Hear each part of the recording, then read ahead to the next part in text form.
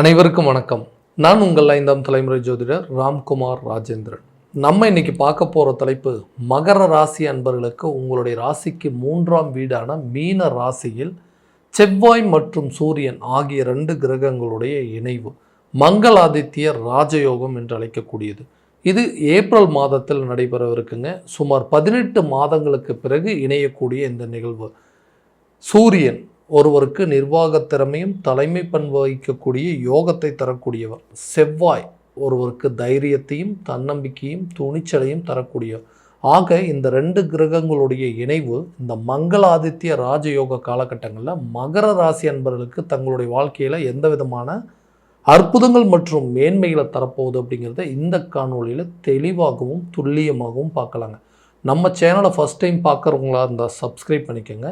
Bell பட்டனை click பண்ணி all அப்படிங்கிற ஆப்ஷன் கொடுத்துக்கங்க. மகர ராசி அன்பர்கள் சனி பகவானை அதிபதியாக கொண்டவர்கள்.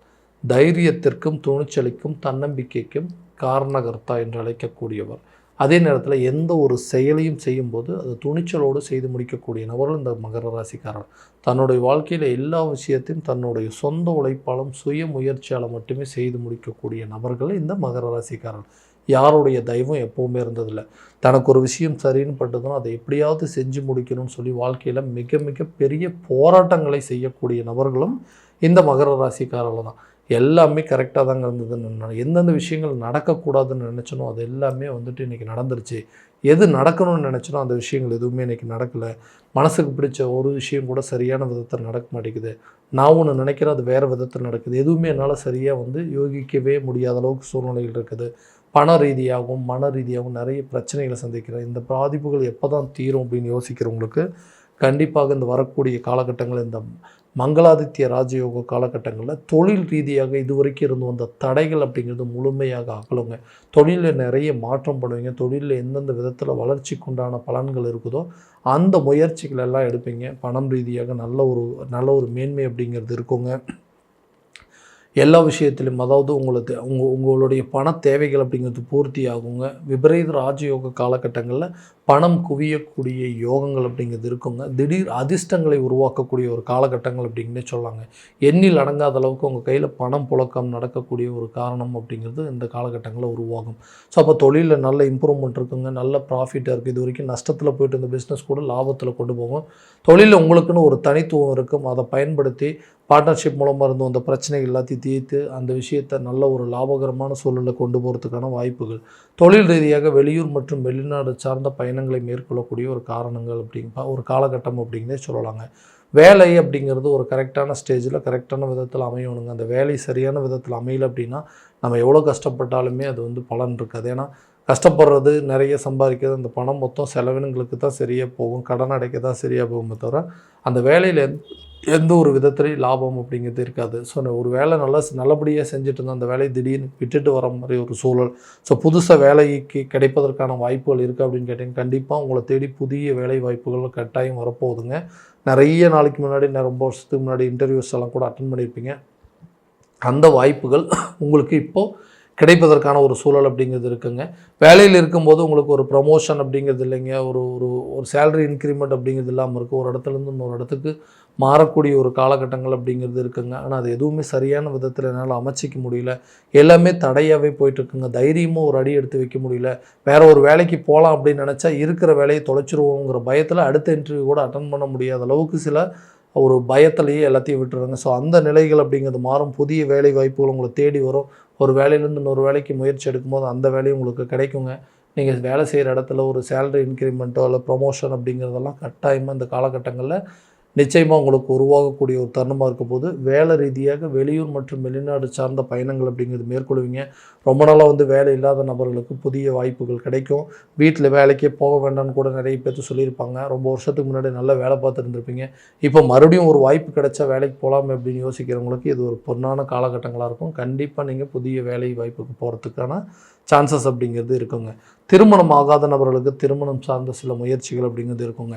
எல்லாமே சொந்த உழைப்பால் உருவாக்கியாச்சுங்க.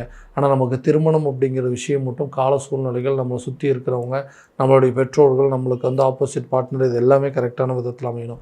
அப்படியேற்பட்ட ஒரு வாய்ப்புகள் அப்படிங்கிறது அமையாமல் எல்லாமே தடைப்பட்டுகிட்டே இருக்குதுங்க. எனக்கு ஒரு திருமணம் அப்படிங்கிறது நடந்துருச்சு, கரெக்டான ஒரு திருமண பந்தங்களுக்குள்ளே போயிட்டேன்னா என்னோடய வாழ்க்கை நிலையே மாறிடுறேன்னா எல்லாத்தையும் கஷ்டப்பட்டு உருவாக்கிட்டேன். இந்த ஒரு விஷயம் மட்டும் நடக்காதனால என்னோடய குடும்ப சூழல், குடும்பத்தில் இருக்கிறவங்களும் சரி, உடன் பிறந்தவர்கள் சரி, எல்லாருமே அதை நினச்சி வருத்தப்படக்கூடிய சூழல் இருக்குது. அந்த நிலைகள் அப்படிங்கிறது மாறும். கூடிய விரைவில் திருமணம் ஆகாத நபர்களுக்கு திருமணம் சார்ந்த பந்தங்கள் அப்படிங்கிறது உருவாகுங்க. ரொம்ப நாளாக வந்து திருமணம் நடக்கலை அப்படின்னு வருத்தப்படுறவங்களுக்கு கட்டாயமாக இந்த நேரத்தில் ஒரு நல்ல தகவல்கள் அப்படிங்கிறது வந்து சேரும். ஏன்னா மகர ராசி அன்பர்களுக்கு செவ்வாய் பகவான் எப்போவுமே உச்சநிலையில் இருக்கக்கூடிய கிரகம். அதாவது ஒருத்தருக்கு திருமண பந்தங்களை உருவாக்கக்கூடியவர் இந்த செவ்வாய் தான்.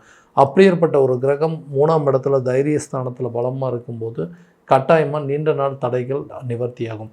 காதலர்கள் மத்தியில் இருக்கக்கூடிய பிரச்சனைகள் அப்படிங்கிறது, நீங்கள் நல்லா ரொம்ப பிடிச்சவங்க என்னை வந்து திடீர்னு என்னை விட்டு விலகி போயிட்டாங்க, எனக்கு ரொம்ப மனசுக்கு பிடிச்சவங்க அவங்களே கிடைப்பாங்களா மாட்டாங்கிற சந்தேகங்கள் வந்துருச்சு. ஸோ நான் விரும்பிய நபர்கள் என்னை விட்டு போயிட்டாங்க அப்படிங்கிற அளவுக்கு சில சூழ்நிலைகள், நான் விரும்பிய நபரை என்னை ஏமாற்றக்கூடிய அளவுக்கு சில நிலைகள் அப்படிங்கிறது வந்துருச்சு. இந்த நிலைகள்லேருந்து மாறி நான் மறுபடியும் பழைய நிலைக்கு வரமாட்டேன் அப்படிங்கிறவங்களுக்கு கண்டிப்பாக உங்களுக்கு மனசுக்கு பிடித்த நபரால் உங்களை வாழ்க்கையே பிரகாசிக்கக்கூடிய அளவுக்கு சில சூழல்கள் அப்படிங்கிறது மாறும். விலகி சென்ற நபர்கள் உங்களை தேடி வரக்கூடிய ஒரு தருணமாக இருக்க போதுங்க. விரும்பிய நபர்கள் உங்களை ஏமாற்றம் செஞ்சாங்க இல்லையா, அந்த நபர்களே தன்னுடைய தவறை உணர்ந்து உங்ககிட்ட வந்து மன்னிப்பு கேட்கக்கூடிய அளவுக்கு சில சூழல்கள் உருவாகும். திடீர் அதிர்ஷ்டங்கள் அப்படிங்கிறது ஏற்படுங்க.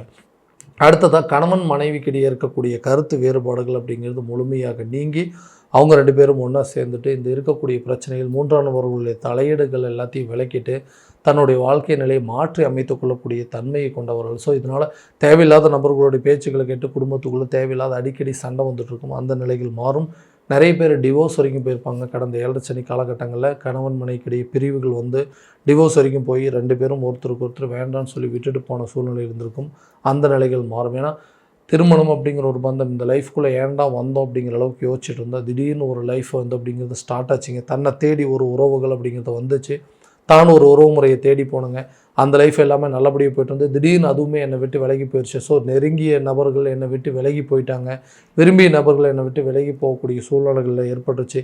இந்த நிலைகள் மாறி எல்லாமே மறுபடியும் விட்டு போனவங்களாம் நம்மளை தேடி வரமாட்டாங்களா அப்படிங்கிற எதிர்பார்த்துட்டு இருக்கிறவங்களுக்கு கண்டிப்பாக இந்த காலகட்டங்களில் பிரிந்த கணவன் மனைவி ஒன்று சேருவாங்க. காதலர்கள் மத்தியில் நல்ல ஒரு அந்யோன்யம் ஏற்படுங்க.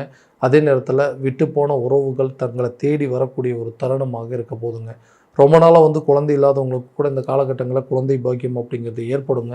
சொந்தமாக ஒரு வீடு கட்டுறதுக்கான முயற்சிகள், இடம் வாங்குவதற்கான முயற்சிகள் அப்படிங்கிறதும், இல்லை வண்டி வாகனம் வாங்குவதற்கான முயற்சிகள்லாம் ரொம்ப வருஷமாக எடுத்துகிட்டே இருக்கோம். எங்களுக்குன்னு சொந்தமாக ஒரு வீடு வேணுங்க, சொந்தமாக ஒரு இடம் வேணுங்க, எங்களுக்குன்னு ஒரு கார் இருக்கணும், எங்களுக்குன்னு ஒரு பைக் இருக்கணும்னு நிறைய முயற்சி பண்ணுறோம்.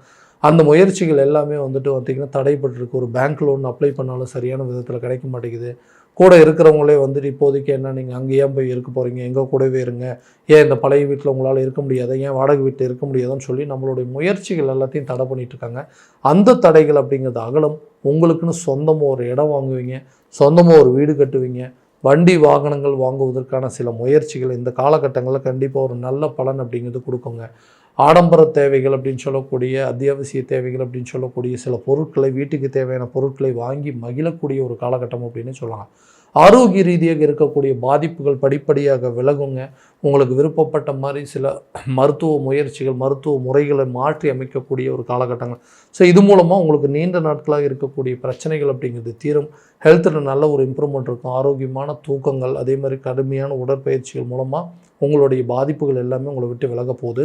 கல்வி ரீதியாக இதுவரை இருந்து வந்த சில தடைகள் அப்படிங்கிறது விலகும். கல்வி ரீதியாக வெளியூரோ அல்லது வெளி மாநிலங்களுக்கோ சென்று படிக்கக்கூடிய வாய்ப்புகள், இதுவரைக்கும் இருந்து வந்த ஞாபக மறதிகள் முழுமையாக அகலும்.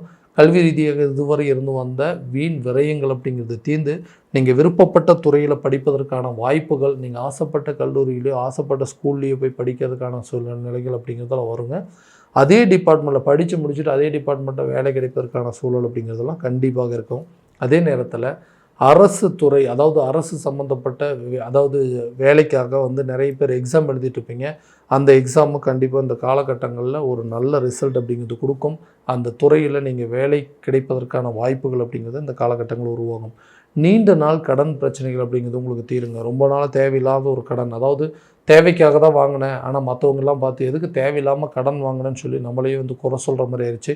அந்த கடனை எப்படியாவது அடைக்கணுங்க, கடன் இல்லாத ஒரு வாழ்க்கையை வாழணும்னு சொல்லி நிறைய முயற்சி எடுத்துகிட்டு இருக்கிறேன். எப்படியாவது இந்த கடனை அடைக்கணுங்கிற விஷயத்தில் ரொம்ப கடுமையாக போராடிட்டுருக்கேன். நேரங்காலங்கள் எனக்கு ஒத்துழைப்பு பண்ண மாட்டேங்குதுன்னு யோசிக்கிறவங்களுக்கு இந்த 3ஆம் வீட்டில் இந்த மங்களாதித்ய ராஜயோக காலகட்டங்களில் விபரீத ராஜயோகம் உருவாகக்கூடிய காலகட்டங்களில் பணம் குவியக்கூடிய வாய்ப்புகள் அப்படிங்கிறது இருக்குது. ஒரு திடீர் அதிர்ஷ்டம், நடக்கக்கூடாத சில சம்பவங்கள், திடீர் எதிர்மறையாக ஒரு நல்ல பலன்கள் நடக்கக்கூடியது, நம்ம கையில் பணப்புழக்கம் அப்படிங்கிறது இருக்குங்க. எல்லா விதத்துலேயும் நமக்கு எண்ணில் அடங்காத அளவுக்கு பணம் சம்பாதிக்கக்கூடிய யோகங்கள் இருக்கும். இதனால் உங்களுடைய பழைய கடனை நீங்கள் அடைப்பீங்க. கடன் இல்லாத ஒரு வாழ்க்கை வாழ்வதற்கான முயற்சிகள் இந்த காலத்தில் கண்டிப்பாக நல்ல பலன் அப்படிங்கிறது கொடுக்கும். இது வரைக்கும் நம்ம பார்த்ததெல்லாம் கோச்சார பலன்கள் தான். இந்த பலன்கள் அனைத்தும் உங்களுக்கு நடக்குமானா உங்களுடைய சுய ஜாதகத்தை முழுமையாக தெரிஞ்சுக்கிட்டு அதற்குண்டான சில முயற்சி எடுத்திங்கன்னா எல்லாமே நல்ல விதமாக பலன் அப்படிங்கிறது கிடைக்குங்க. உங்கள் ஜாதகத்தை எங்கிட்ட பார்க்கணும் விருப்பப்பட்டீங்கன்னா கீழே தெரிய நம்பருக்கு காண்டாக்ட் பண்ணி அப்பாயின்மெண்ட் ஃபிக்ஸ் பண்ணிக்கோங்க. அப்படி இல்லையா உங்களோட ஜாதகத்தை வாட்ஸ்அப் மூலமாக அனுப்பிச்சி வச்சிங்கன்னா தெளிவான முறையில் கணிச்சு துல்லியமான பலன்கள் அப்படிங்கிறது உங்களுக்கு தெரியப்படுத்தப்படுங்க. மீண்டும் அடுத்த காணொலியில் உங்களை சந்திக்கும் வரை உங்களிடமிருந்து விடைபெறுவது உங்கள் ராம்குமார் ராஜேந்திரன். நன்றி.